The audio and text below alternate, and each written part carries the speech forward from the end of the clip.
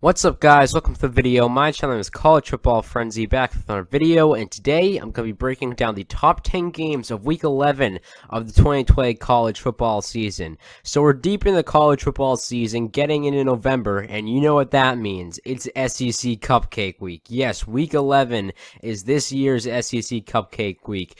Don't get mad, SEC fans. To be honest, the SEC Cupcake Week for this year isn't actually that bad. There are quite a few SEC teams playing in conference games, which is good. It's definitely a change from years like last year in 2018. But still, overall, it's SEC Cupcake Week, which means usually a weaker slate than normal. The ACC also has a lot of teams going against like FCS schools. So there are a lot of cupcake games. It's not a great slate as like the week before or the week before that. But still overall it actually has some decent games. There are more decent games for this upcoming season on SEC Cupcake Week than there were last year, which is a good thing. But again, be prepared. The games aren't going to be the best. Without further ado, I want to get right into this video right away. I actually do have two honorable mentions this time. First off, North Dakota versus North Dakota State. It's not a top 10 game, but it is probably the best FCS game out there this week. And on top of that, game day could very well go there. It's going to be their best chance for game day to get to an FCS game. So that's why I had it as an honorable mention. And also, Marshall versus Middle Tennessee. Game probably most people have no idea about. The reason I put it on there is because game day could also go to there. It's a chance to game day go to a small school, and the reason I have it as a possible game day location is it's because the day this happens, it's going to be the 50th anniversary of the tragic Marshall team plane crash. Tragic event, not a great anniversary, but still game day maybe, could do a nice thing and go to Marshall versus Mid Tennessee. They're really never going to go to a school like Marshall. So if they went there, that would be pretty cool. So it's a possibility. But those two aren't top 10 games. But without further ado, let's get into the actual good games. Number 10, we have Nebraska versus Iowa. So rivalry game here right off the bat. I think this could be a pretty competitive game. Nebraska challenged Iowa big time last year. They nearly won that game at home. It came down to a game-winning field goal made by Iowa. But still, overall, it was a very close game. Listen, Nebraska definitely disappointed last year, only going 5-7. Some people had them going 10-2. Some people had them winning the Rose Bowl, winning the Big Ten championship game. That didn't happen, obviously. But overall, Nebraska disappointed. That being said, Adrian Martinez can still step up his play a little bit. We'll see what Nebraska does, but they can definitely improve their offense, and I think they could be a little more competitive next year. Iowa, they're losing a lot of talent. I'll admit that. They're losing a lot of talent. I think on paper, Nebraska might be more talented than Iowa. You could argue that. So that's why I think, it's a good matchup. That being said, it's Kinnick Stadium in November. We know a lot of things about Kinnick Stadium in November. You do not want to go in a Kinnick Stadium in November. That's like a death trap. So it's going to be tough for Nebraska to get the win. I expect a pretty good fight on both sides here, so I have it at 10. Number 9, we have Wisconsin versus Purdue, another Big Ten game here. So Wisconsin obviously won the Big Ten won the Big Ten West, made the Big Ten championship game last year. Also made the Rose Bowl. Looking at their team, defense looks great, probably the best in the Big Ten. Offense, not so much, not very great.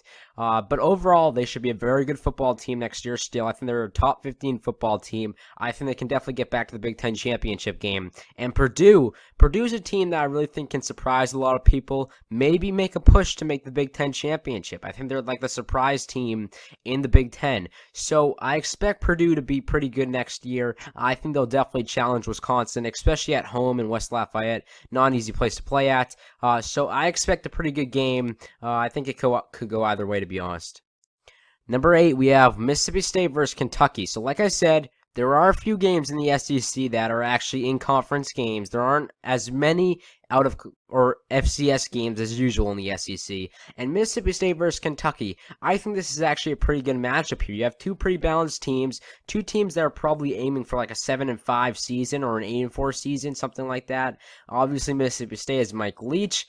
Coronavirus definitely going to hurt Mississippi State just because, they're not used to their team yet, or at least Mike Leach isn't used to Mississippi State. That definitely hurts, but overall they should be a decent team next year, and I expect this to be a pretty competitive matchup. If I were to favor someone, I would say Kentucky, but it should be a good game, one of the best SEC games we have this week. Next up, TCU versus Texas. So TCU beat Texas last year, to everyone's surprise at home. For this upcoming season, clearly Texas is looking more talented. They've got a top 10 recruiting class, plenty of returning talent. They look good as long as they can stay away from those injuries. TCU, on the other hand, they did lose a lot of talent. They really did. They lost a couple first round picks, obviously, an early second round pick. So they lost a lot of talent. That being said, they have some decent talent coming in, so I expect them to at least be competitive. So I think TCU definitely can be a good football team next year. I think they can really, make it competitive with Texas. I would definitely favor Texas here at home, but it could be a good game. Next up, Pitt versus North Carolina. Obviously, we know North Carolina is going to probably start in the preseason top 20. They have very high expectations under Mac Brown. We saw him transform Texas. Many people believe he's going to do it with North Carolina. The way they went out last season, they went 7-6, but most of those losses were very close. Very, very close. They very well could have been 9-3 or 10-2. So a lot of people are expecting, with the talent they have returning, it looks very good, and they have a good recruiting class as well. North Carolina should be a good team next year.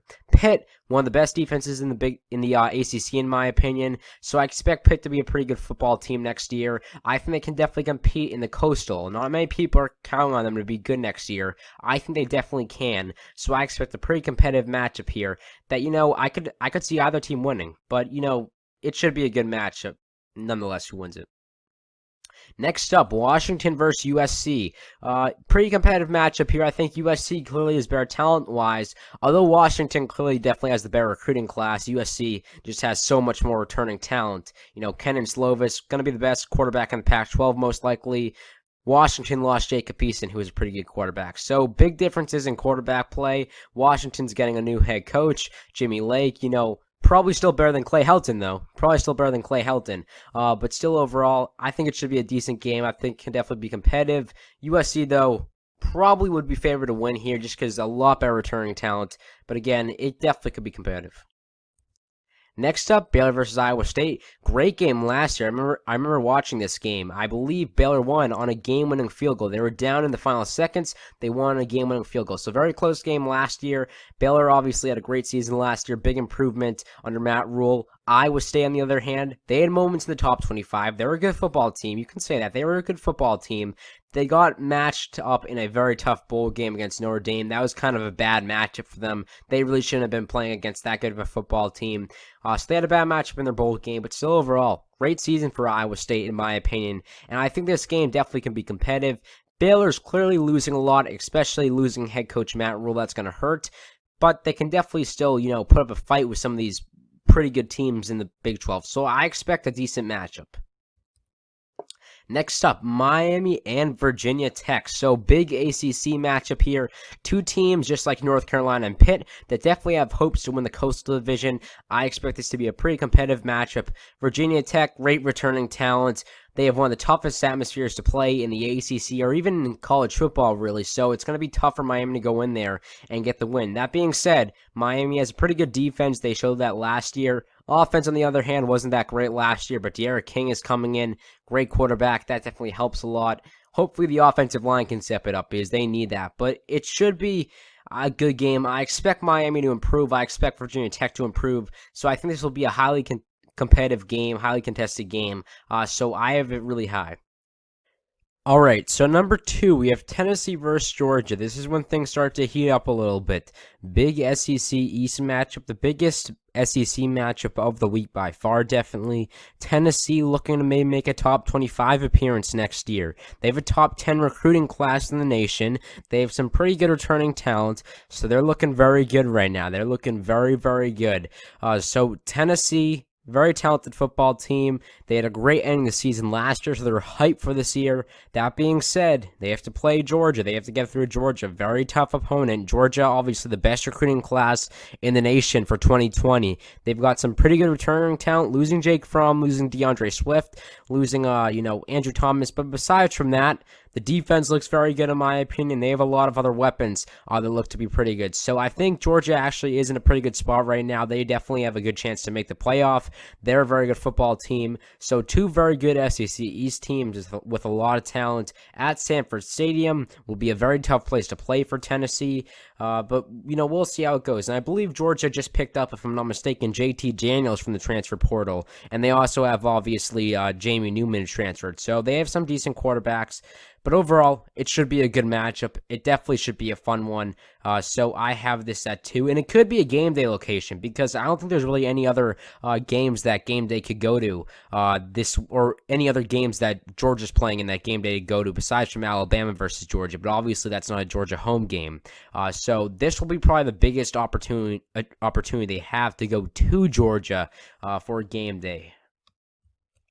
And number 1, we have Arizona State versus Oregon, a Pac-12 matchup taking the first spot on the list. It's a Friday night Pac-12 matchup to be exact. This game last year, it took place during the SEC Cupcake Week. It was a great game. I was a little bit surprised that it was on Saturday Night Football, but did not disappoint. It was pretty fun.